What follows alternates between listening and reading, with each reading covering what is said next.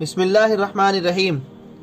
آج کے پیش کردہ نکات 22ویں پارے ومن یقنت سے تعلق رکھتے ہیں۔ سورہ احزاب میں 3 اہم واقعات سے بحث کی گئی ہے۔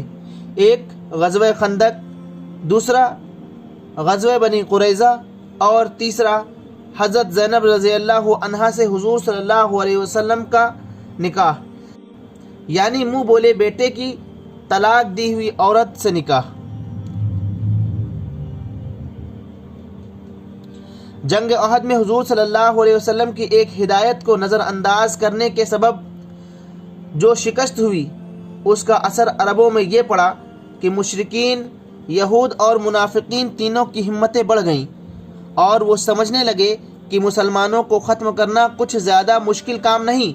چنانچہ احد کی جنگ کو 2 مہینے بھی نہیں ہوئے تھے کہ نجد کے ایک قبیلے نے مدینے پر چھاپا مارنے کی تیاریاں شروع کر دی۔ پھر 1 سال بعد 3 قبیلوں نے حضور صلی اللہ علیہ وسلم سے دین سکھانے کے لیے آدمی مانگے۔ حضور صلی اللہ علیہ وسلم نے 70 کے قریب مبلغین ان کے قبیلوں میں بھیج دیے، مگر انہیں دھوکہ دے کر شہید کر دیا گیا، جس پر آپ صلی اللہ علیہ وسلم نے 1 مہینے تک ان قبیلوں کے خلاف قنوت نازلہ پڑھی۔ انہی حالات میں شوال 5 ہجری میں عرب کے بہت سے قبائل نے مدینے پر ایک مشترکہ قوت کے ساتھ حملہ کیا۔ 3-4 ہزار کی بستی پر، جس میں کئی منافقین بھی شامل تھے، 10-12 ہزار کی تعداد نے حملہ کیا۔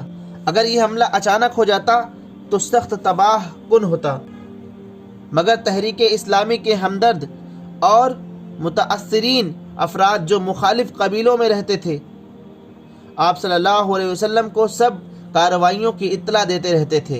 اس لیے حملہ کے کچھ دن پہلے ہی آپ صلی اللہ علیہ وسلم نے مدینے کی 2 طرف خندق کھدوا ڈالی اور 3000 افراد کے ساتھ جنگ کے لیے تیار ہو گئے۔ کفار کے خواب و خیال میں بھی نہ تھا کہ انہیں خندق سے سابقہ پیش آئے گا، کیونکہ عرب اس طریقے پر کبھی نہیں لڑے تھے۔ مشرکین عرب کو جاڑے کے زمانے میں لمبے محاصرے کے لیے مجبور ہونا پڑا، جس کے لیے وہ گھر سے تیاریاں کر کے نہیں آئے تھے۔ 25 دن سے زیادہ یہ محاصرہ جاری رہا۔ کچھ تو محاصرہ کی طوالت، کچھ نبی کریم صلی اللہ علیہ وسلم کی جنگی تدبیریں، اور پھر ایک رات ایسی آندھی چلائی کہ تمام خیمے اجڑ گئے اور کوئی ان میں نہ ٹھہر سکا۔ اس پورے عرصہ میں ایک بار شدید حملہ ہوا جو صبح سے لے کر رات تک جاری رہا تھا، اور 5 وقت کی نمازیں رات کو جنگ سے فارغ ہو کر ایک ساتھ پڑھی گئی۔ مسلمانوں نے انتہائی بے جگری سے مقابلہ کیا۔ معرکہ خندق ختم ہوا تو جبریل علیہ السلام نے اللہ کا حکم سنایا کہ ابھی ہتھیار نہ کھولے جائیں، بلکہ یہودی قبیلہ بنی قریظہ پرواز کر کے ان سے نپٹ لیا جائے، کیونکہ انہوں نے غداری کی تھی۔ چنانچہ فوراً ہی مسلمان ان کے علاقوں میں پہنچ گئے، اور یہودیوں کے مقرر کردہ ثالث حضرت سعد بن معاذ رضی اللہ عنہ کے فیصلے کے مطابق ان کے تمام مردوں کو قتل کر دیا اور عورتوں اور بچیوں کو غلام بنا لیا گیا۔ جنگ احد سے جنگ خندق تک کا 2 سال کا تمام عرصہ سخت بحرانی زمانہ تھا، مگر اس میں معاشرہ کے استحکام اور اصلاح کا کام جاری رہا۔ چنانچہ مسلمانوں کے نکاح اور طلاق کے قوانین اسی زمانے میں مکمل ہوئے، وراثت کا قانون نازل ہوا، اور شراب اور جوئے کو حرام کیا گیا، اور دوسرے بھی کئی پہلوؤں کے متعلق قوانین نازل ہوئے۔ اس سلسلے کا ایک اہم مسئلہ جو اصلاح کا تقاضا کر رہا تھا، وہ منہ بولے بیٹے کا مسئلہ تھا، جسے لوگ اصلی بیٹے جیسا سمجھتے تھے۔ اسے وراثت میں حصہ ملتا تھا، اس سے منہ بولی ماں اور منہ بولی بہنیں اسی طرح بے تکلف ہوتی تھی جیسے سگی ماں اور سگی بہنیں۔ اسی طرح اگر وہ مر جائے یا اپنی بیوی کو طلاق دے دے تو اس کی بیوی سے منہ بولا باپ شادی نہیں کر سکتا تھا۔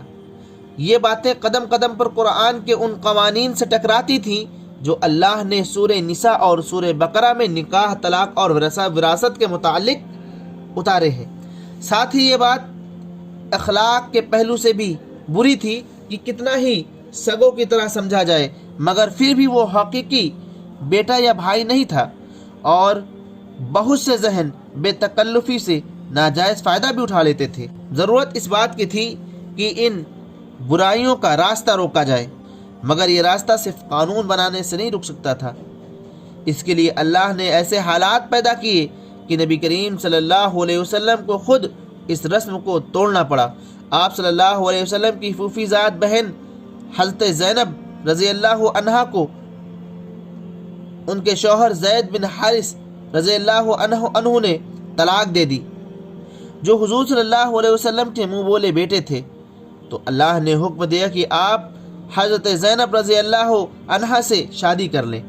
जब आपने हज़रत ज़ैद से उनका निकाह पढ़वाया तो अरबों की ये रस्म तोड़ी थी कि वो आज़ाद करदा ग़ुलाम को अपने बराबर नहीं समझते थे, बल्कि उससे ग़ुलामों का सा सलूक किया जाता था। आप सल्लल्लाहु अलैहि वसल्लम ने अपनी फूफीज़ाद आज़ाद औरत से उनकी शादी करके ये साबित किया कि इस्लाम में आज़ाद करदा ग़ुलाम भी अशरफ का दर्जा रखता है। अब अल्लाह ने चाहा कि इस रस्म को भी तोड़े और मुँह बोले बेटे को असल बेटा न समझा जाए। इस तरह पर्दा के अहकाम जारी हुए और करीबी रिश्तेदारों के अलावा गैर मर्दों के साथ खला मिला हराम करार दिया गया। अगर उन्हें बात करनी हो या कुछ लेना देना हो तो पर्दा करके पीछे से ले दे, और औरतें ख्याल रखें कि आवाज़ में लोच पैदा ना करें, कोई ऐसी हरकत ना करें जिससे किसी मर्द को गलत फहमी हो। नबी करीम सल्लल्लाहु अलैहि वसल्लम की बीवियों को तमाम मुसलमानों की माँ करार दिया गया और आप सल्लल्लाहु अलैहि वसल्लम की वफ़ात के बाद उनसे निकाह हराम करार दिया गया। आम मुसलमान औरतों को हुक्म दिया गया कि जब भी घरों से निकले तो चादरों से अपने आप को ढांप कर निकलें और घूंघट निकाल लिया करें। इसी मौके पर इस बात का ऐलान किया गया कि नबी करीम सल्लल्लाहु अलैहि वसल्लम आखिरी नबी हैं, और चूँकि आप सल्लल्लाहु अलैहि वसल्लम के बाद कोई नबी आने वाला नहीं, लिहाजा ज़माने जाहिलियत में जो रसूम जड़ पकड़ चुकी थीं उनका खात्मा रसूल सल्लल्लाहु अलैहि वसल्लम के ज़रिए ज़रूरी है।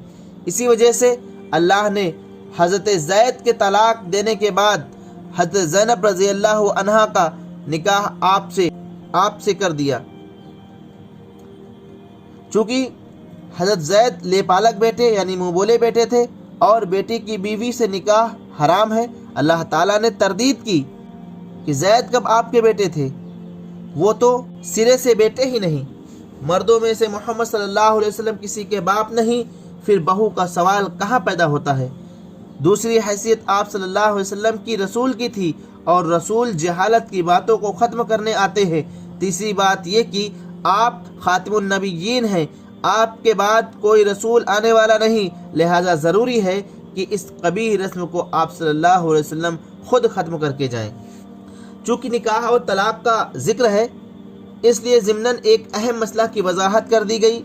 मुसलमान जब किसी औरत से निकाह करे और खलवत सहीहा से पहले तलाक की नौबत आ जाए तो औरतों पर इद्दत नहीं है।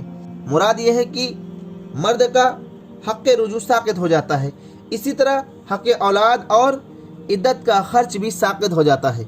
अलबत्ता शौहर को चाहिए कि कुछ माल देकर औरत को रुखसत करे।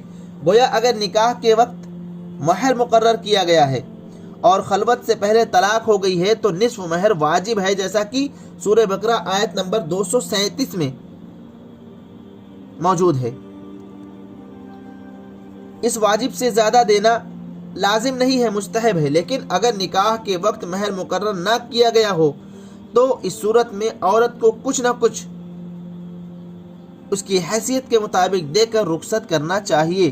भले तरीके से रुखसत करने का मतलब ये है कि उसे रुस्वा ना किया जाए, बदनाम ना किया जाए, बल्कि शरीफाना तरीके से रुखसत किया जाए। उस ज़माने में लोग एक दूसरे के घरों में बेतकल्लुफ़ आया जाया करते थे, लिहाजा ये हुक्म दिया गया कि नबी करीम सल्लल्लाहु अलैहि वसल्लम के घर में बग़ैर इजाज़त के दाखिल ना होना चाहिए। बग़ैर खाने की दावत दिए खाने का इंतज़ार ना करना चाहिए। फिर खाने के बाद दुनिया जहाँ की ला यानी गुफ्तगू से परहेज़ करना चाहिए कि उससे नबी करीम सल्लल्लाहु अलैहि वसल्लम को तकलीफ़ पहुँचती है। वो बसबब हया कि तुमसे कुछ नहीं कहते, मगर अल्लाह ताला हक बात कहने से हरगिज़ नहीं शर्माता। खाने के बाद बिला ज़रूरत बैठने की इजाज़त नहीं। नबी करीम सल्लल्लाहु अलैहि वसल्लम की बीवियों से कोई सामान मांगना हो या गुफ्तगू करना हो तो पर्दे के पीछे से मांगा करो। اس سے دونوں فریق کے دلوں کی پاکیزگی کا زیادہ مناسب طریقہ ہے۔ نبی کریم صلی اللہ علیہ وسلم اور ازواج مطہرات رضی اللہ عنہن کو تکلیف دینا جائز نہیں۔ نیز نبی کریم صلی اللہ علیہ وسلم کی وفات کے بعد ان کی ازواج سے نکاح کرنا تمام مسلمانوں کے لیے حرام ہے۔ البتہ گھروں میں آنے کے لیے قریبی رشتہ داروں، گھریلو عورتوں، نوکروں کے لیے کوئی مذائقہ نہیں۔ کفار مشرکین اور منافقین نبی کریم صلی اللہ علیہ وسلم کو بدنام کرنے کی کوشش کرتے رہتے تھے، مگر اللہ تعالیٰ نے واضح فرما دیا کہ دنیا کچھ بھی کہے مگر نبی صلی اللہ علیہ وسلم کا مرتبہ یہ ہے کہ خدا اپنی طرف سے ان پر درود بھیجتا ہے۔ فرشتے دن رات آپ کے حق میں دعائیں کرتے ہیں، اور اہل ایمان کو بھی چاہیے کہ وہ اپنے نبی سے غایت درجہ محبت رکھیں، ان کے گرویدہ ہو جائیں، ان کی مدح و ثنا کریں اور ان پر درود و سلام بھیجا کریں، دل و جاں سے ان کا ساتھ دیں۔ جو لوگ خدا اور رسول کو اذیت دیتے ہیں ان پر دنیا اور آخرت میں اللہ نے نالانت فرمائی ہے اور ان کے لیے رسوا کن عذاب ہے۔ اے نبی کریم صلی اللہ علیہ وسلم، اپنی بیویوں اور اہل ایمان عورتوں سے کہہ دو کہ اپنے اوپر اپنی چادروں کو پلو لٹکا لیا کریں، یہ زیادہ مناسب طریقہ ہے کہ وہ پہچان لی جائے اور انہیں ستایا نہ جائے۔ گویا ایک خاتون جب اپنے آپ کو پردے میں کر لیتی ہے تو پورے سماج میں اسے عزت کی نگاہ سے دیکھا جاتا ہے۔ سادہ اور حیادار لباس میں دیکھ کر ہر دیکھنے والا یہ جان لیتا ہے کہ یہ شریف اور باعصمت خواتین ہیں، آوارہ اور کھلاڑی نہیں کہ کوئی بد کردار انسان ان سے اپنے دل میں تمنا پوری کرنے کی امید کر سکے، ان کو چھیڑنے کی جرأت کر سکے۔ سورہ فاطر مکہ میں نازل ہوئی، فرمایا لوگو تم پر جو اللہ کے احسانات ہیں انہیں یاد رکھو۔ کیا اللہ کے سوا کوئی اور بھی خالق ہے جو تمہیں آسمان اور زمین سے رزق دیتا ہو؟ اس کے سوا کوئی معبود نہیں۔ آخر تم کہاں سے دھوکہ کھا رہے ہو کہ خدا کی دی ہوئی نعمتوں سے فائدہ اٹھاؤ اور بندگی کسی اور کی بجا لاؤ؟ کھلی احسان فراموشی ہے۔ اور اے نبی کریم صلی اللہ علیہ وسلم، اگر تمہیں یہ جھٹلاتے ہیں تو تسلی رکھو، تم سے پہلے بہت سے رسول جھٹلائے جا چکے ہیں، سارے معاملات اس کی طرف رجوع ہونے والے ہیں۔ لوگوں اللہ کا وعدہ آخرت برحق ہے۔